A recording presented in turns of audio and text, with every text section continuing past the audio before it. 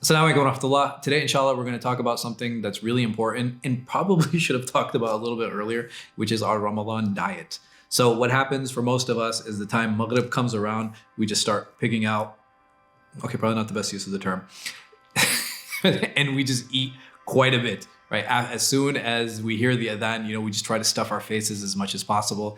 And then for suhoor, we do the same thing. Now, while none of this is haram, right? We're allowed to eat because Allah subhanahu wa ta'ala has allowed us to eat during those times.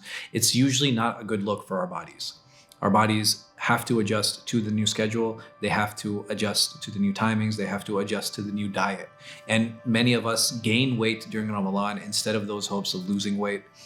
One of the best things that we can do is, trying to keep a track of our calories.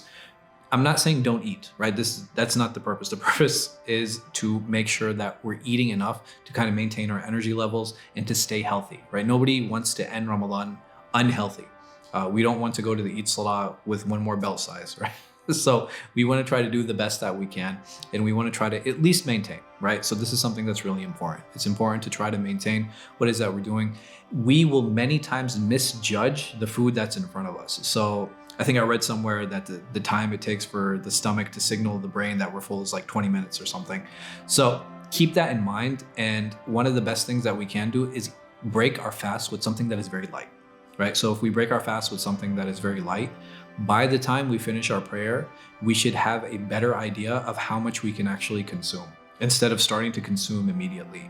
So once we get that judgment, it becomes a lot easier, it becomes a lot better. And obviously following the prophetic tradition of where he sallallahu alaihi wasallam said to eat in thirds, where 1/3 we judge, which is sometimes tough, right?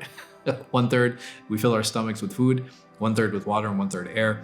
And again, it's very subjective, I understand, but we do the best that we can to eat just enough to make sure that we are satiated. And sometimes, we're more than satiated and we end up being really full and, we'll kind of fill it up to here. And we don't think about the other thirds at all, right? The 1/3 just ends up being up to here. So try to do the best that we can when we judge the amount of food that we're eating. But the initial judgment, we're going to be totally off, right? Because we're hungry. How many of us have gone to the grocery store when we're hungry, and by the time we come home, we're like, why did I buy all this stuff? Because we misjudge and we have that bias toward the hunger. So try not to use that hunger bias when it comes when it comes time to sit down and eat the food. I ask Allah subhanahu wa ta'ala to bless us and to keep us healthy before, during, and after Ramadan. Ameen.